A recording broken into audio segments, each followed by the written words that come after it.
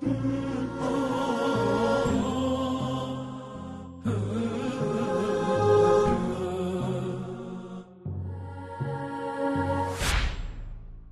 باللہ من الشیطان اللعین الرجیم وہی نستعین ہوا خیر معین رب اشرح لی صدری ویسر لی امری واحلل عقدۃ من لسانی یفقہوا قولی اما بعد عزیزان گرامی قدر معزز اور محترم ناظرین کرام، خداوند عالم کی دی ہوئی توفیق کے حوالے سے ہم آپ حضرات کی خدمت میں معرفت امام زمان عجل اللہ تعالیٰ فرج الشریف کے حوالے سے معروضات یگے دیگرے پیش کر رہے ہیں۔ عزیزان گرامی قدر، اس وقت ہم حاضر ہوئے ہیں کہ ساری دنیا ظلم و جور میں گھری ہوئی ہے اور ساری دنیا کرپشن کا شکار ہو گئی ہے۔ چاروں طرف عدالت پس پردہ ڈال دی گئی ہے، انصاف کا کوئی نام لیوا نہیں ہے، کوئی اس زمانے میں منصف نہیں ہے اور ہر انسان کا حق لٹ رہا ہے۔ ایسے عالم میں ہر شخص کو کہ جب دنیا میں امن و سکون چین نہیں ہے تو ہر شخص کو یہ امید ہے لگی ہوئی ہے کہ کب وہ زمانہ آئے گا کہ دنیا کو عدل و انصاف سے پر کر دیا جائے گا۔ یعنی اس زمانے میں تمام عالم کو، تمام کائنات کے ہر ایک خطے کو یہ کو امید لگی ہوئی ہے اور ہر شخص اپنے اپنے اعتبار سے امید لگائے ہوئے بیٹھا ہے کہ ایک زمانہ ایسا بھی آئے گا کہ دنیا کو ظلم و جور سے پاک کر کے عدل و انصاف سے پر کر دیا جائے گا۔ ہم بارہا اس کو سنتے رہتے ہیں اور در کرتے۔ یہ امام زمان عجل اللہ تعالیٰ فرج الشریف کا آنا اور دنیا کو ظلم و جور سے پاک ہو کر کے عدل و انصاف سے پر ہو جانا صرف اہل تشیع یا اہل اسلام کا مسلک نہیں ہے، بلکہ دیگر مذاہب میں یہ بھی تصور پایا جاتا ہے۔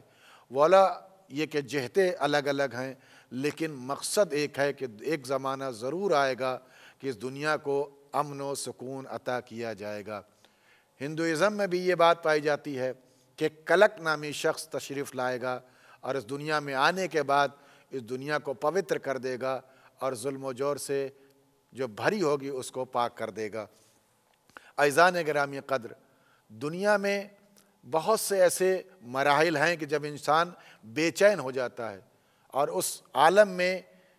کسی سے بھی کہ جب تمام امیدوں کے وابستگی ٹوٹ جاتی ہے، کوئی امید نہیں رہ جاتی، تو ایسے عالم میں وہ ایک ایسی ذات کی طرف جو ہے متوجہ ہوتا ہے کہ جس سے اس کو یہ امید ہے کہ ہمیں کہیں نہ کہیں کسی نہ کسی اعتبار سے ہم کو راحت اور سکون مل سکتا ہے۔ خداوند عالم کی بارگاہ سے یہ انتظام ہے اور روایتوں کے ذریعے سے یہ بات ثابت کی گئی ہے کہ جتنا بھی دنیا سرکشی کر لے، طغیانیت پہ اتر جائے، لیکن ایک دن آئے گا کہ خداوند عالم اس زمین کو عدل و انصاف سے بھر دے گا۔ بھر جانے کا کیا مطلب ہے؟ یعنی اس طریقے سے دنیا میں عدل و انصاف ہوگا کہ سارے زمانے میں ظلم ختم ہو جائے گا اور کوئی ظلم و استبداد کا نام لیوا نہیں رہ جائے گا۔ یوں روایت کے مشہور روایتیں ہیں جو آپ کے سامنے میں پیش کرنا چاہتا ہوں کہ آج ہم ایک دوسرے کے پڑوسی ہونے کے باوجود ایک دوسرے کے چہرے کو دیکھنے کے لیے اور اس کے ساتھ بیٹھنے کے لیے آمادہ نہیں ہیں۔ مسجدیں بھری ہوں گی، روایتوں میں ہے مسجدیں بھری ہوں گی، صف بصف لوگ کھڑے ہوں گے، لیکن دل ایک دوسرے سے جدا ہوں گے۔ یعنی اس قدر ایک دوسرے کے دلوں میں بغض اور کینہ پایا جا رہا ہوگا کہ ایک دوسرے کے ساتھ بیٹھنا گوارا نہیں کریں گے۔ ایسے عالم میں کہ انسان کیا تصور کر سکتا ہے کہ جب انسان کو بھائی کو برا کہہ رہا ہے، باپ بیٹے کے مقابل میں کھڑا ہو رہا ہے، ایسے عالم میں جب امام زمان جل اللہ تعالیٰ فرج الشریف تشریف لائیں گے تو اس زمانے کے امن و سکون کا جو کی مثال دی گئی ہے وہ ہے کہ ایک ہی گھاٹ پر شیر اور بکری، جو دو متضاد چیزیں تصور کی جاتی ہیں، ایک ہی گھاٹ پر کھڑے ہو کر کے پانی پئیں گے۔ یعنی بکری کو اس شیر کے سے کوئی نقصان ہونے کا خطرہ لاحق نہیں ہوگا، وہ بکری مطمئن ہوگی۔ یہ ایک پہچان اور ایک معرفت اور امن کا ایک پیغام ہے کہ جانور بھی دوسرے موذی جانور سے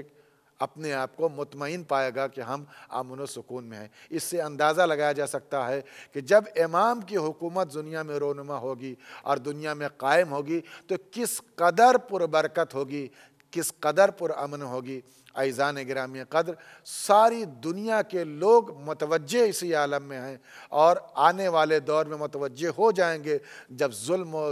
استبداد کا دور و دورہ اور آگے بڑھ جائے گا اور ساری دنیا پریشان ہوگی، تو ایسے پریشانی کے عالم میں ایک ایسی ذات کی امید لگائے بیٹھے ہوں گے کہ وہ ذات آئے گی اور ہم کو اس دنیا سے نجات عطا کرے گی۔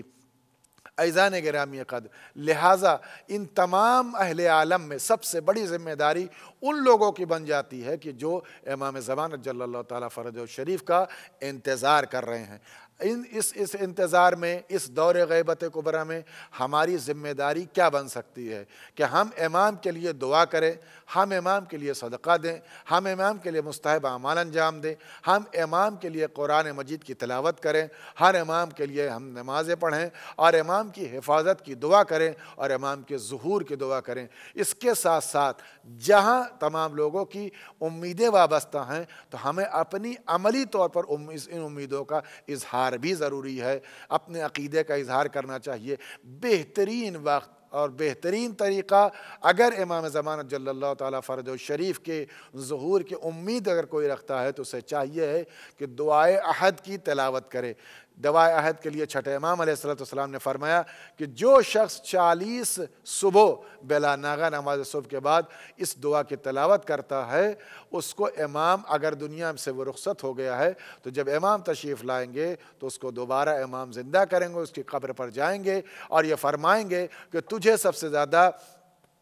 یہ امید تھی کہ اور تو یہ چاہتا تھا کہ امام کی حکومت قائم ہو، تو اٹھ جا، میری حکومت قائم ہو گئی ہے۔ اس کو امام کے ناصرین میں شمار کیا جائے گا۔ کتنے خوش نصیب انسان وہ ہیں، وہ مومنین ہیں جن کو امام کے اعوان و انصار میں شمار کیا جائے گا۔ عزیزان گرامی قدر، بہترین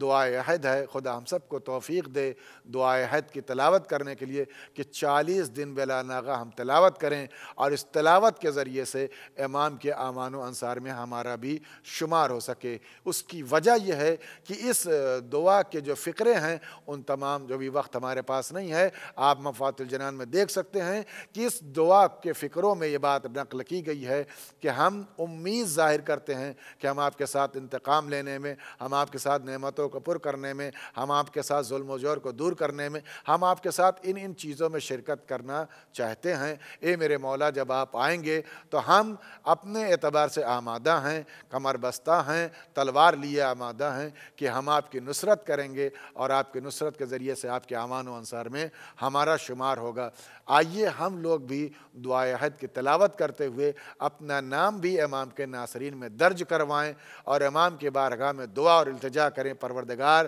سے توسل کرتے ہوئے، امام زمانہ جل اللہ تعالیٰ فرجہ شریف کی بارگاہ سے ہوتے ہوئے، خداوند عالم کی بارگاہ میں توسل کرتے ہوئے، پروردگار ہم کو امام کے ناصرین میں شمار فرما، امام کے اقرار کرنے والوں میں شمار فرما، امام کے معرفت کرنے حاصل کرنے والوں میں ہمارا شمار عنایت فرما۔